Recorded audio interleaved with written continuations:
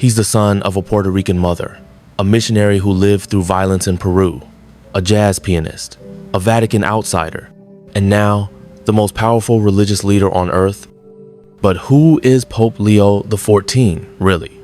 Beyond the headlines lies a story of hardship, hidden service, and a bold vision that could shake the foundations of the Catholic Church.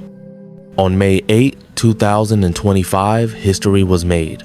The Catholic Church welcomed its 267th Pope, and for the first time, the pontiff hailed from the United States. Meet Pope Leo XIV-born Robert Francis Prevost, a man whose journey from Chicago to the Vatican is as inspiring as it is groundbreaking. Robert Francis Prevost was born on the 14th of September, 1955, in Chicago. His French-Canadian and Italian father and Puerto Rican mother raised him in a rich, multilingual household. He grew up immersed in the rhythms of urban life and the rituals of Catholicism.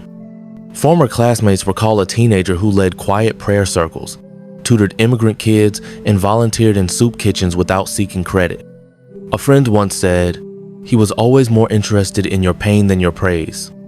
In the 1980s, Prevost moved to Peru as a missionary. In Chiclayo, he served the poor, learned Quechua, and stayed through civil unrest and epidemics. Locals called him El Hermano que se quedó, the brother who stayed. During the 1991 cholera outbreak, he risked his life caring for the sick. In his words, "To serve the body is to touch the soul."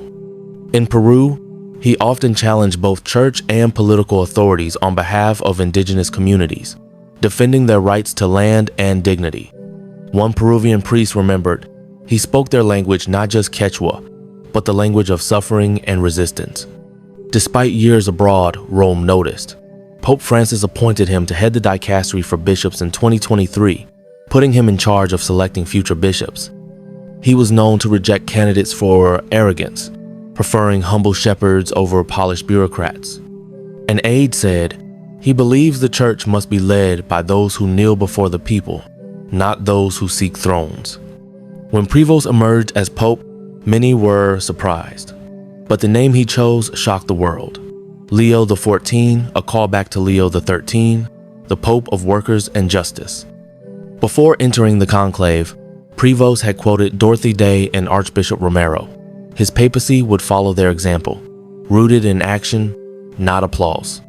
Within days, Leo XIV ordered audits of Vatican finances and launched a year of reconciliation. In private, he met with abuse survivors and said, "My pontificate must begin with your truth." He quickly removed officials involved in cover-ups and simplified the process for laity to report misconduct. He also expanded the Vatican's diplomatic reach, opening new missions in the Amazon basin and sub-Saharan Africa, and invited local women leaders and lay theologians into advisory roles, a first in papal history. Fluent in English, Spanish, French, Italian, and Quechua, Leo XIV launched an ambitious global campaign, a Vatican-led interfaith council in 2026. His rumored encyclical Fratres Terrae, Brothers of the Earth, is set to address climate justice, indigenous wisdom, and ecological reconciliation. He calls the church to listen more than it teaches. Behind Vatican walls, insiders say he prays barefoot each morning and often takes meals with janitors and nuns instead of cardinals. He has refused the traditional papal apartment, choosing instead to live in a small guest house. Who is Pope Leo XIV beyond the pulpit? A jazz pianist, a baker, a man who quotes Augustine and watches documentaries in Spanish. His papal ring was forged from silver rosaries donated by Peruvian villagers, a symbol of service, not status. He once told a young seminarian, "The church does not need perfect men. It needs broken ones willing to be healed." Pope Leo XIV stands at the crossroads of tradition and transformation. His story is still unfolding, but one truth already echoes across the globe. This is not a papacy of power, but of presence. And perhaps that is the revolution the church has been waiting for. Among the lesser-known facts of his past is his time in a cloistered Benedictine monastery during his early 20s, where he spent nearly 2 years in silence and contemplation. It was there that he developed his deep love for the rule of Saint Benedict, a spiritual framework he continues to live by.